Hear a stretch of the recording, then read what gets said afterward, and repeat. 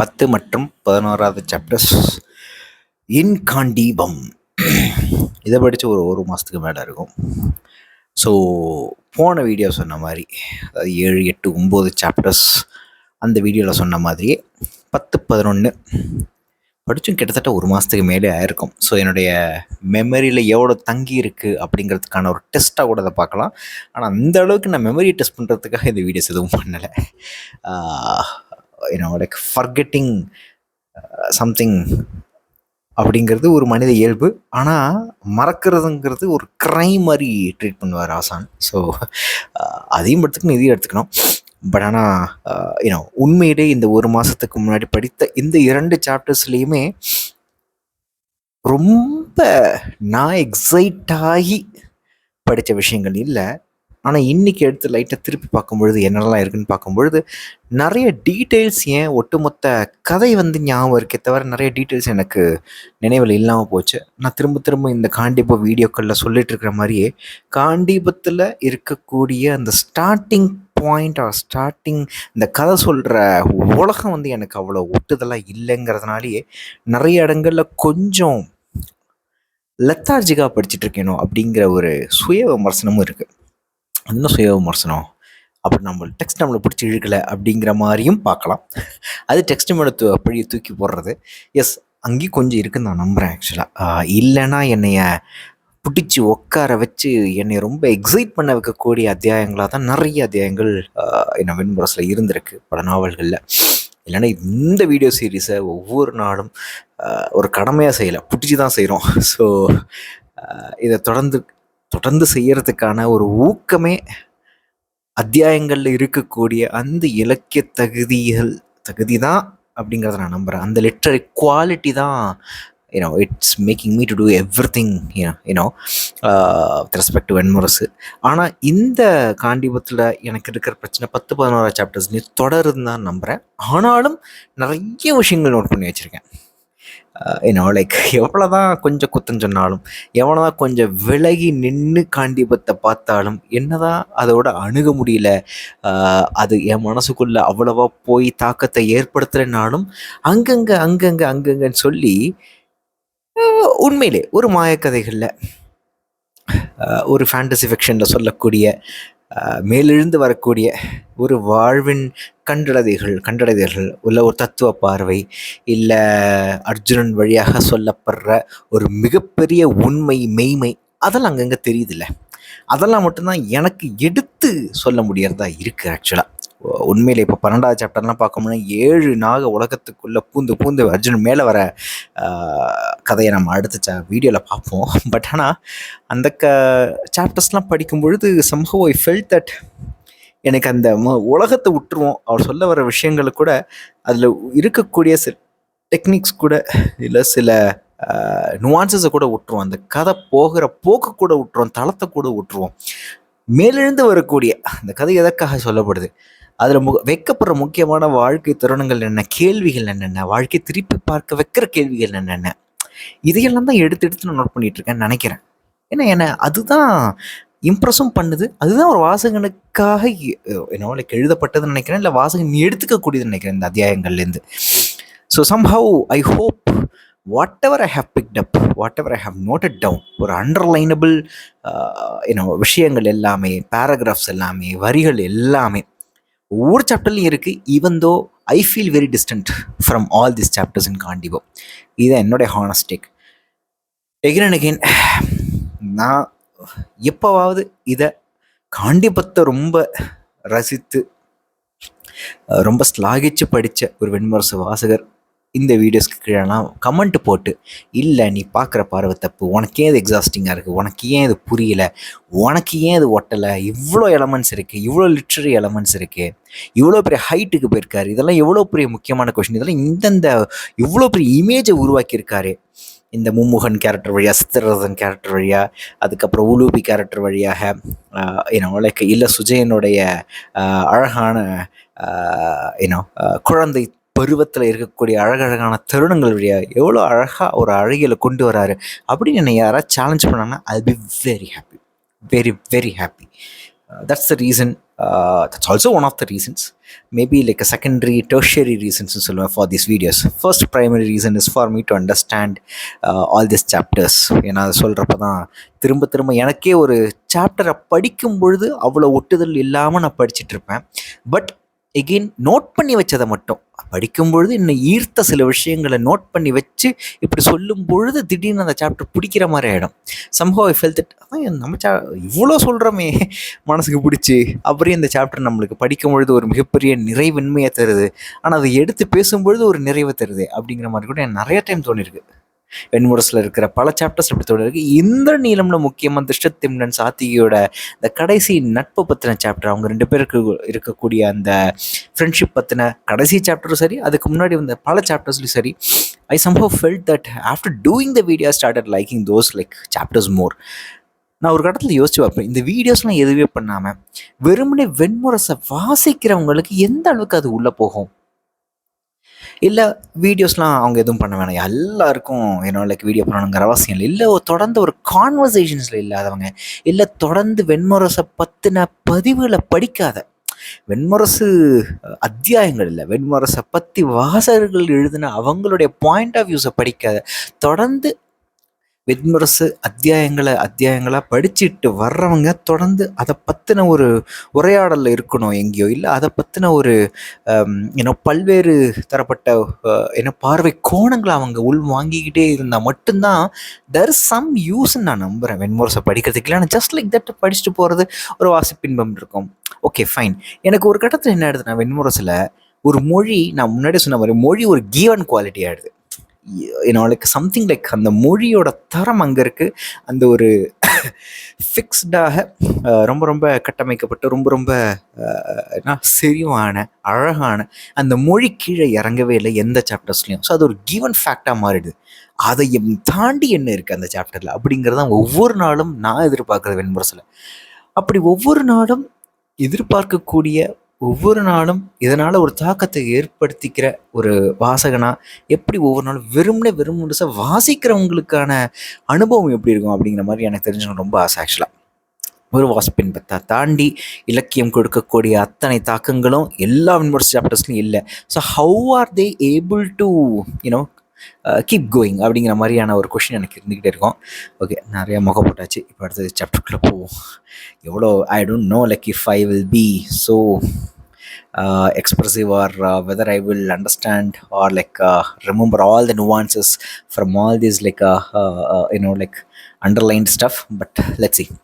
விருப்பவனை போல அறிபவன் எவனும் இல்லை. 7 ஊழி காலம் இந்திரனை அணுகி அறிந்த பின் துவஷ்டா இடது காலின் கட்டை விரலை ஊன்றி மேற்கு மூலையில் தவம் இருந்தான். முதல் 7 ஊழிக்காலம் அவன் தமையன் மீது கொண்ட கடும் கசப்பில் இருண்டிருந்தான். அடுத்த 7 ஊழிக்காலம் அவன் கசப்பை தானே நோக்கி அறிந்து கொண்டிருந்தான். தன்னுடையது வெல்ல வேண்டும் என்னும் விரைவே என உணர்ந்தான். 3வது 7 ஊழிக்காலத்தின் தொடக்கத்தில் அவன் அறிந்தான் தன்னுடையது தன்மேல் கொண்ட பேரன்பு என. அவ்வூழி நிறைந்த போது அவன் தெளிந்தான். அவ்வன்பு என்பது அனைத்துமாகி நின்ற அதன் மேல் கொண்ட அன்பின் ஒரு முகமே என. ஸோ இந்த லைனு துவஷ்டா, இந்திரன் துவஷ்டா, அதுக்கப்புறம் மும்முகன் வரான். இந்த மாதிரியான எகெயின் ரொம்ப ரொம்ப கற்பனை கதாபாத்திரங்கள், இல்லை ஏதோ ஒரு மேஜிக்கல் மிஸ்டிக்கல் ஸ்டோரிஸ்லாம் நடக்குது இல்லை. இந்த ஸ்டோரிஸில் எகெயின் நான் சொன்ன மாதிரி எழுந்து வரக்கூடிய விஷயம். இப்போ இதில் இந்த ஒரு பத்தியில் எனக்கு ரொம்ப ரொம்ப யோசிக்க வச்ச விஷயம், முதல் 7 ஊழிக்காலம் அவன் தமையன் மீது வெறுப்பவனைப் போல அறிபவன் எவனும் இல்லை.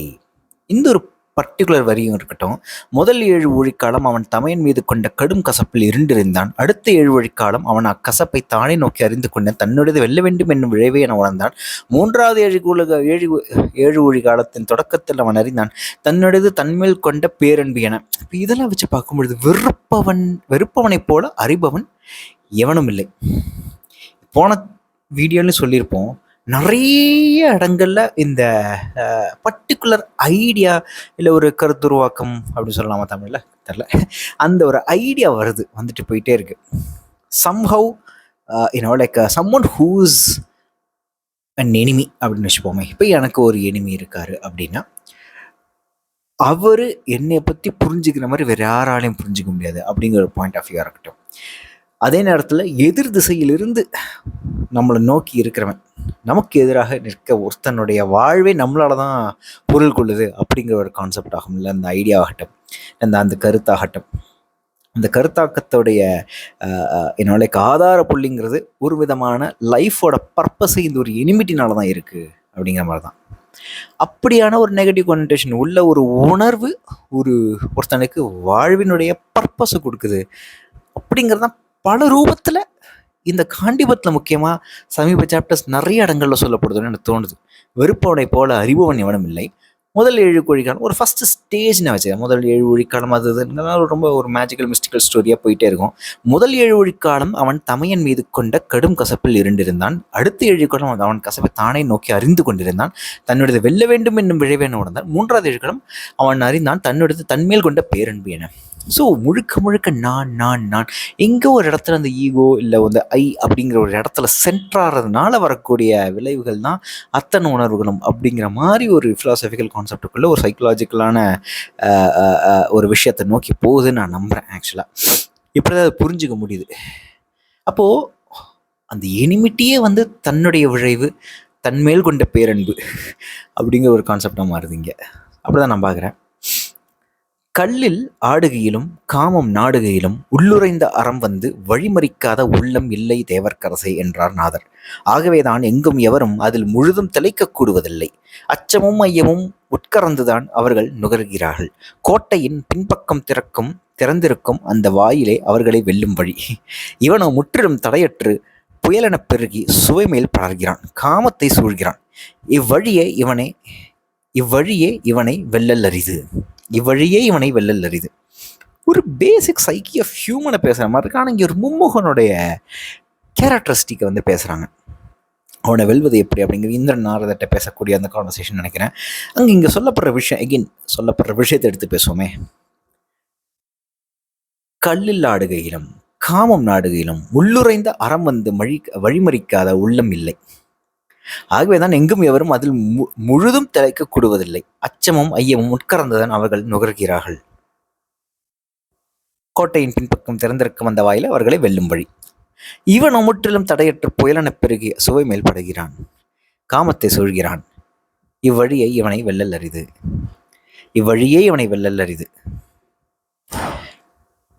இந்த மும்முகனுடைய ஒவ்வொரு முகத்துடைய கேரக்டரிஸ்டிக் பார்த்து ஒன்று சுவை, முழுக்க சாப்பிட்றது. அதுக்கப்புறம் இன்னொன்று காமம். இன்னொரு விஷயம் கரெக்டாக அந்த இன்னொரு கேரக்டர்ஸ் அந்த குணாம்சம் மறந்து போச்சு. பட் இங்கே சொல்லப்படுற அந்த கல்லில் ஆடுகிறோம் காமம் நாடுகிறோம். இன்னும் 3வது முகம் அறம் சார்ந்த முகம் நினைக்கிறேன். ரொம்ப ரொம்ப பாசிட்டிவான நேர்மறையான அம்சம் கொண்ட ஒரு குணம் தான் 3வது முகம். முழுக்க சுவையில் சாப்பாட்டில் ஊறுற ஒரு முகம், காமத்தில் களியாட்டங்களில் ஊறுற ஒரு முகம். இன்னொரு முகம் ரொம்ப நேர்மறையான குணாம்சம் கொண்ட ஒரு முகம் தான் நினைக்கிறேன். முகமுடைய characteristics I'm not sure again. But ஆனால் முக்கியமாக இதில் எனக்கு ஒரு கான்ஃப்ளிக்டிங்கான ஒரு தாட் தான் இருக்குது. இதில் கல்லில் ஆடுகளும் காமம் நாடுகளும் உள்ளுரைந்த அறம் வழிமறைக்காத உள்ளம் இல்லை அப்படின்னு சொல்லப்படுதில்லை. முழுதாக திளைக்க கூடுவதில்லை இவ்விரண்டிலும், கல்லில் ஆடுகையிலும் காமம் நாடுகையிலும். அது ஒரு கண்டிஷனிங் பேஸ்டு விஷயம் தானே. இது ஒரு நவநாகரிக இல்லை உலகம் தோன்றி ஓரளவுக்கு நாகரீகம் வளர்ந்து கொண்டிருந்த காலத்திலிருந்து இருக்கக்கூடிய ஒரு மனிதனுக்கு இருக்கக்கூடிய ஒரு இயல்பாக தான் நான் பார்க்குறேன். யோசிச்சு பார்க்கும் பொழுது எப்படின்னா, ஒரு சொசைட்டி கண்டிஷன் பண்ணி வச்ச ஒரு விஷயம். காமங்கிறது வெளிப்படையாக வெளிச்சத்தில் பண்ணக்கூடாது, இருட்டில் மட்டும்தான் பண்ணணும். அது ஒரு அசிங்கத்தை கொண்டு வருது, ஷேமை கொண்டு வருது.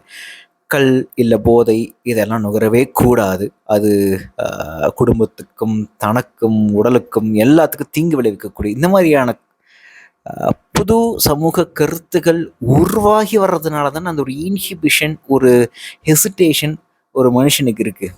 இந்த ரெண்டுத்தையும் ரொம்ப ஃப்ரீடமாக பண்ண விடாமல் தடுக்கிறதுக்கான அது ஆரம்பம்னு சொல்லாமல் ஒரு இன்ஹிபிஷன், ஒரு கண்டிஷனிங், ஒரு ரெசிஸ்டன்ஸ் இருக்குது. சொசைட்டி உருவாக்கி வச்ச விழுமைகள்னால இருக்கக்கூடிய ரெசிஸ்டன்ஸ்ன்னு தான் எனக்கு தோணுது. கல்லில் ஆடுகையிலும் காமம் நாடுகையிலும் உள்ளுரைந்த அறம் வழிமறிக்காத உள்ளம் இல்லை அப்படிங்கிறத என்னால் முழுசாக ஏற்றுக்க முடியல.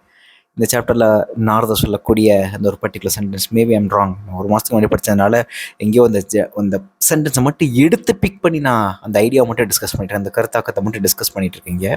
I'm not sure if I'm going in the right way. But இப்படி எடுத்து படிக்கும் பொழுதே அதில் ஏதோ ஒரு பிழை இருக்கிற மாதிரி தான் எனக்கு தோணுது. So again I'm not challenging any one, but இதெல்லாம் என்னுடைய பார்வை தான்.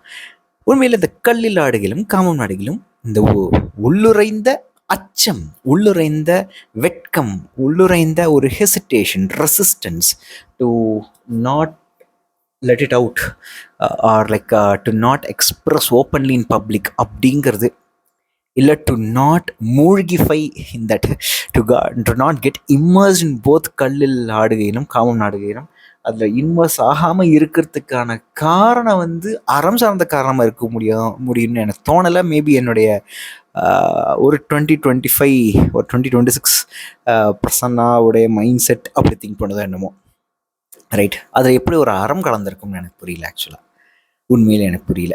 ஏன்னா உண்மையில் காமம் நாடுகையில் காமத்தோடைய அல்டிமேட் பர்பஸ் ஒரு ரீப்ரொடக்ஷன் அப்படின்னு வச்சாலும் அதில் எப்படி அறம் இல்லாமல் இருக்கும்?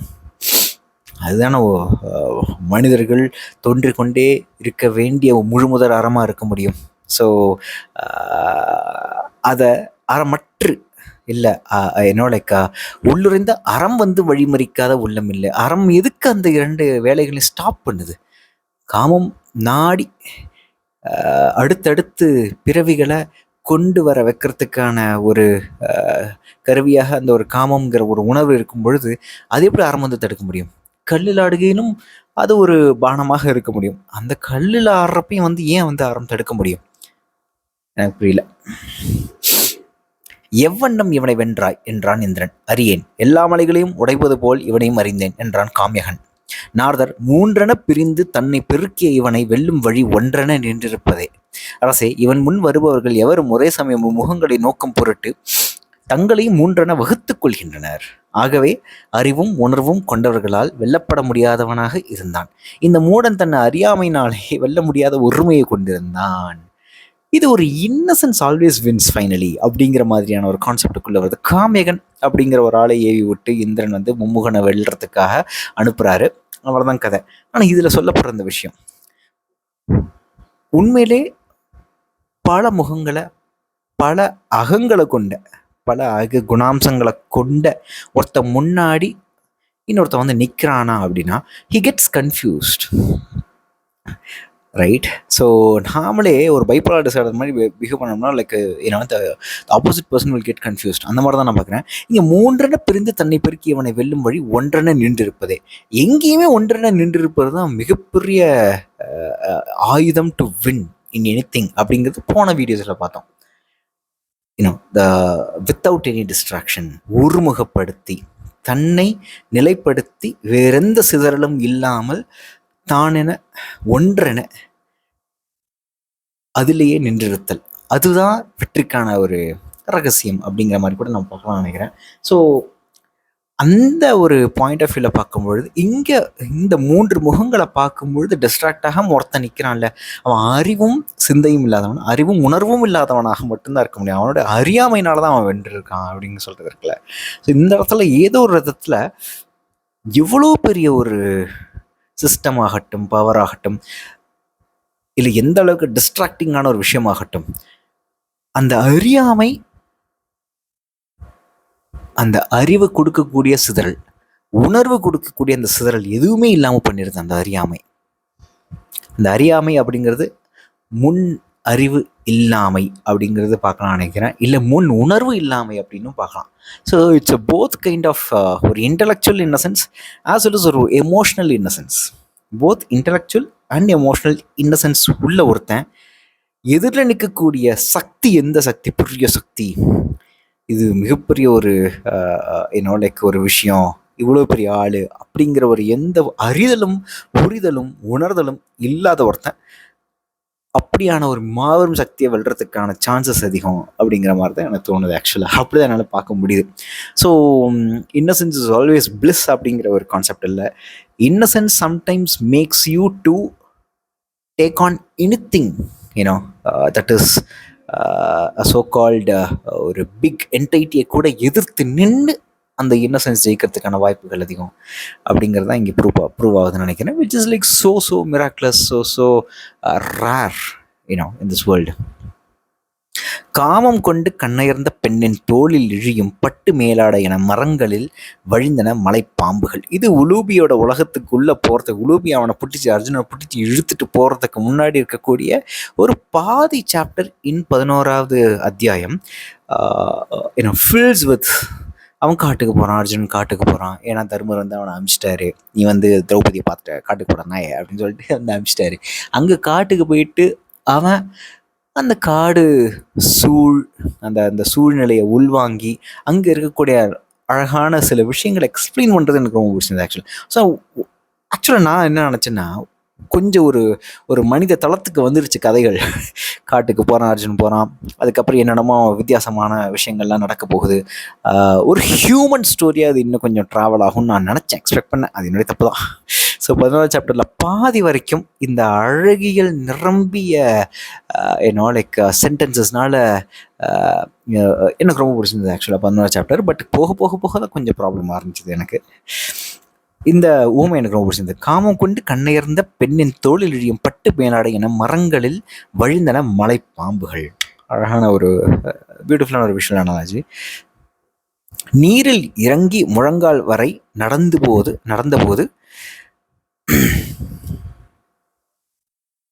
நீரில் இறங்கி முழங்கால் வரை நடந்தபோது அடிமணலை விரல்கள் உணர்ந்தன. அவன் காலடி மணலை மெல்ல கரைத்து சென்று நீர் நின்ற இடம் குழிந்து மெல்ல இறங்கிக் கொண்டிருந்தான். அவனைச் சூழ்ந்து வளைந்த நீர் பளிங்கு மேல் அலையெழுந்து வந்த சரகு ஒன்று நாணி தயங்கி அருகணைந்து மெல்ல தீண்டிச் சென்றது. பின்னர் சிறிய மீன்கள் நகைப்பெட்டிக்குள் இருந்து இழுத்து எடுக்கப்படும் சரப்பொலி மாலையென நிறைவளைந்து நீண்டு வந்து அவனைச் சூழ்ந்தன. அணுகி முத்தமிட்டு சிமிட்டும் விழிகள் என சொடுக்கி மறைந்தன. இது ஒரு அழகாக இருந்தது. இந்த புறவய உலகத்தை எக்ஸ்பிளைன் பண்ணும் பொழுது இப்படியான சில அழகியலை எடுத்து எழுதும்போது ஒரு ஏஸ்தட்டிக் பியூட்டியை, ஒரு புறவய அழகியலை எடுத்து எழுதும் பொழுது தான் அந்த வர்ணனைகள் எல்லாமே நல்லா இருக்கு. இங்கே சொல்லப்படுற முக்கியமான விஷயங்கள் என்னன்னா, நீர்ப்பளிங்கு மேல் அலையிழந்து அந்த சருகு ஒன்று நாணி தயங்கு அருகணைந்து மெல்ல தீண்டி சென்றது. அது ஓகே. சிறிய மீன்கள் நகைப்பெட்டிக்குள்ளிருந்து இழுத்து எடுக்கப்படும் சரப்பொலி மாலை என நீரை வளைந்து நீண்டு வந்து அவனை சூழ்ந்தன. நீரை வளைந்து நீண்டு வந்து அவனை சூழ்ந்தான். அந்த இடத்துல இருக்கக்கூடிய அந்த ஒரு கம்பேரிசன், அந்த கொத்தா இருக்கக்கூடிய அந்த மீன்கள் அப்படி வளைந்து போகிறதாகட்டும், நீரை வளைந்து போகிறதாகட்டும், அப்படி சூழ்ந்து நீரை வளைந்து போகிறதாகட்டும், அது சரப்பொலி மாலை ஒரு நகைப்பெட்டிக்குள்ளே எடுக்கிறத அந்த ஒரு கம்பேரிசன், அந்த ஒரு விஷுவல் கம்பேரிசன் ரொம்ப நல்லா இருந்தது. அணுகி முத்தமிட்டு சிமிட்டும் விழிகள் என சுடுக்கி மறைந்தன. அவன் முகத்தருகே வந்து அவன் விழிகளை இமையாது நோக்கி, அசைய வேண்டாம் இளவரசே, தங்களுக்கு ஒன்றுமாக போவதில்லை என்றாள். அர்ஜுனன், எதுவரினும் அஞ்சுவதில்லை என்ற ஆணை என் ஆன்மாவுக்கு இளமையிலே அளித்துள்ளேன் என்றான். அஞ்சுவது உடல், அது ஆன்மாவுக்கு கட்டுப்பட்டதல்ல என்று உலூபி நகைத்தாள். அர்ஜுனன் அச்சமறியாதவன், அஞ்சுவதே அறியாதவன். நான் அஞ்சுவதில்லை, எதுவரினும் அஞ்சுவதில்லை என்றானே என் ஆன்மாவுக்கு இளமையிலே அளித்துள்ளேன் அப்படிங்கிறான். தொடர்ந்து கடந்த சில சாப்டர்ஸாகவே அர்ஜுனனுக்கும் அச்சத்துக்கும் ஒரு மிகப்பெரிய கேப் இருக்குது. நாங்கள் 4 பேர், எங்களுக்கு பயம் நினைத்துக்கல அப்படிங்கிற மாதிரி எனக்கு டைலாக்ல இங்கே சொன்ன சமமுக்கியாக இருக்கும், அதெல்லாம் வேண்டாம். But what I'm saying is like again and again ரிப்பீட்டடாக இந்த ஒரு பர்டிகுலர் குணாம்சம் of Arjunan again and again சொல்லப்பட்டுட்டே இருக்கிறதுக்கான ஒரு காரணம் 13வது சாப்டரில் இருக்குது. இப்போ தான் படித்து முடித்தேன் 13. ஸோ 13வது சாப்டரில் அவன் அச்சம் கொள்கிறான். இல்லை அச்சம் கொள்கிறானா அப்படிங்கிற ஒரு டவுட்டே அவனுக்கு வந்து அந்த இடத்துல அவன் அச்சம் கொண்டுட்டான். ரைட், வந்து அச்சம் என்னும் உணர்வு தனக்குள் வராத வரைக்கும் ரொம்ப ரொம்ப ஸ்ட்ராங்காக ஸ்டடியாக இருக்கான். தனக்குள்ள அச்சம் வராது, எதுவரினும் அஞ்சுவதில்லை என்ற லைக் என்ற ஆணை எனக்கு நானே விதித்து கொண்டேன் அப்படிங்கிற மாதிரிலாம் இருக்குல்ல, அந்த தன்னுள் இட்டுக்கொண்ட அந்த ஆணை அது தகர்க்கப்படுது 13வது சாப்டர்ல நினைக்கிறேன். குறைந்தபட்சம் அச்சம் வந்துருச்சோங்கிற ஒரு சின்ன சந்தேகமாக தான் அவனுக்கு வந்திருக்கு. அதுதான் 13வது சாப்டர்ல நடந்திருக்கு. அதுவும் உடுப்பினால நடக்குது. ரைட். ஸோ இங்கே இந்த ஒரு பர்டிகுலர் கான்வர்சேஷன் இருக்குல்ல, உடல் தான் பதறுது, லைக் உடல் தான் அச்சத்தை உணரும், ஆன்மாவுக்கு கட்டுப்பட்டதில்ல அப்படின்னு சொல்றது இருக்குல்ல, அந்த உடல் அடையக்கூடிய ஒரு இன்வாலன்ட்ரி ரியாக்ஷன் தான் அந்த ஃபியர் அப்படிங்கிறத நான் பார்க்குறேன். இல்லை ஒரு பேசிக் இன்ஸ்டிங்க்டை தான் நான் ஃபியரை பார்த்தேன். ஆனால் இந்த ஒரு பர்டிகுலர் ஒரு ஒரு சின்ன ஒரு கருத்து இருக்குல்ல, அஞ்சுவது உடல், அது ஆன்மாவுக்கு கட்டுப்பட்டதில்லை. இப்போ பேசிக் ஃபிசிக்கல் இன்ஸ்டிங்க்டாக தான் அந்த ஃபியர் இருக்குது. however you want to control that fear, it won't get suppressed or it won't come at all அப்படின்னு சொல்ல முடியாது. It won't get suppressed. It will come because of the bodily reaction, because of the physical reaction. So ஒரு physical instantaneous involuntary reaction-ஆக தான் fear இருக்குது. அப்படியே ஒரு involuntary physical ஃபியராக தான் அர்ஜுனனுக்கு வந்திருக்கோ, ஒரு காதல் வயப்படுறான உலுபி மேலே அப்படின்னு 13ஆம் சாப்டரில் ஒரு கொஷின் வரும். அப்போ இந்த சென்டென்ஸை அங்கே போயிட்டு கனெக்ட் பண்ணிக்கலாம்னு நினைக்கிறேன். இப்போதைக்கு எனக்கு பிடிச்சது இதுதான், அஞ்சுவது உடல் அது ஆன்மாவுக்கு கட்டுப்பட்டதில்லை அப்படின்னு உலுபி ஒரு பஞ்ச் லைன் மாதிரி ஒரு ஒரு ஒரு ஒரு கவுண்டர் பாயிண்ட் வைக்கிறாள், அதனால இருந்தது.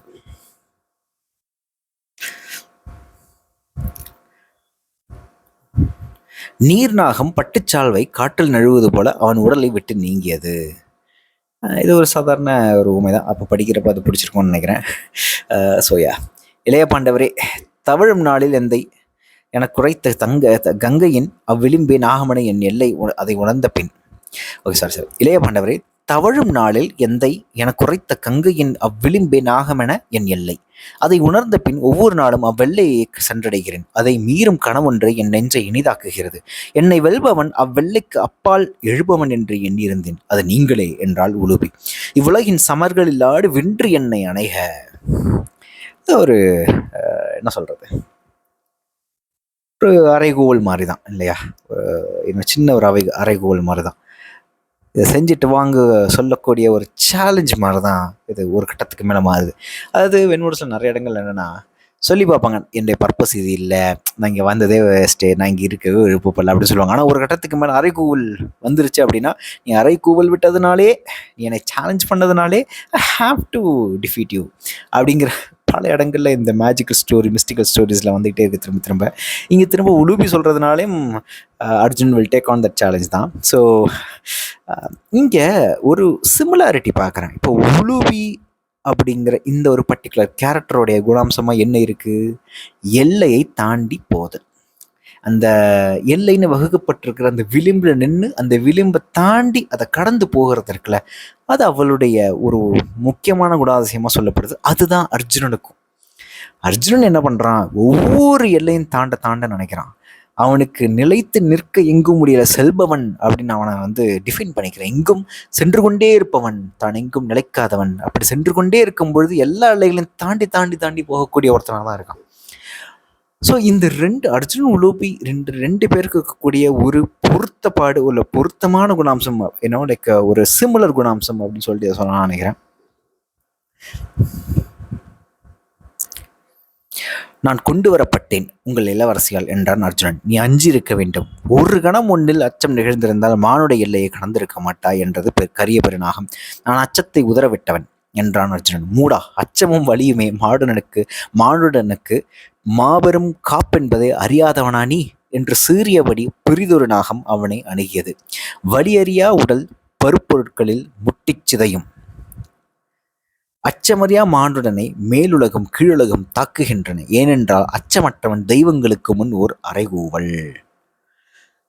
இங்க இந்த லைன் சொல்லப்படுதில்ல, இது அர்ஜுனனுக்கு அதான் வழக்கம் போல இந்த அச்சமறியாதவன் அர்ஜுனன், அச்சத்தை உதறிவிட்டவன் அர்ஜுனன், அச்சமென்றால் என்னவென்றே தெரியாதவன் அர்ஜுனன், அந்த உணர்வை இது வரைக்கும் தன்னால் வந்ததில்லை, அப்படியான ஒரு ஆணை எனக்கு நானே அழித்து கொண்டவன் அப்படிங்கிற மாதிரிலாம் சொல்கிறப்போ திரும்ப திரும்ப இந்த அச்சம் ஏன் முக்கியம் அப்படிங்கிற ஒரு விஷயம் சொல்லப்படுதில்ல.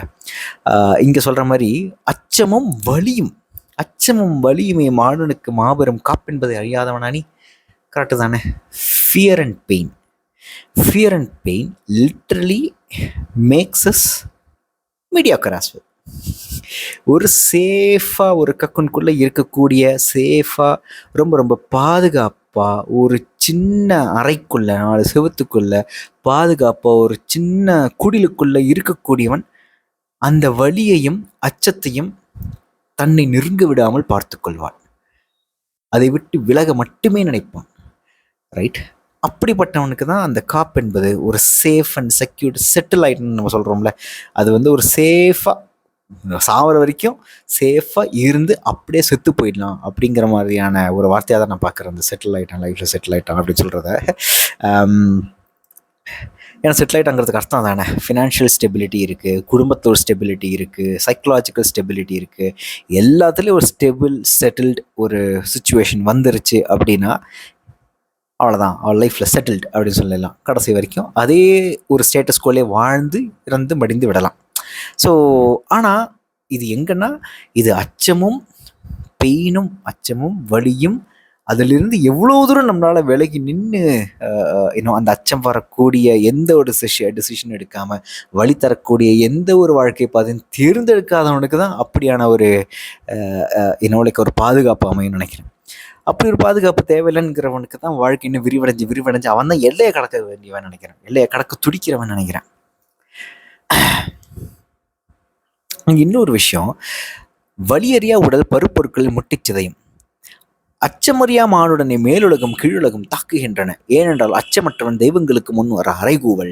இங்கே கொஞ்சம் நான் என்ன சொல்கிறது, ஒரு எக்ஸ்ட்ராப்ளேட் பண்ணி ஒரு ஃபோர்ஸ்ட் அசோசியேஷன் மூலமாக நான் என்னுடைய உலகத்துக்குள்ளே இப்போ இருக்கக்கூடிய ஒரு சமூகத்துக்குள்ளே நான் இந்த சென்டென்ஸை பொருத்தி பார்ப்பேன். என்னென்னா, அச்சமறியா மானுடனை மேலுலகம் கீழுலகம் தாக்குகின்றன, ஏனென்றால் அச்சமற்றவன் தெய்வங்களுக்கு முன் ஒரு அறைகூவல்.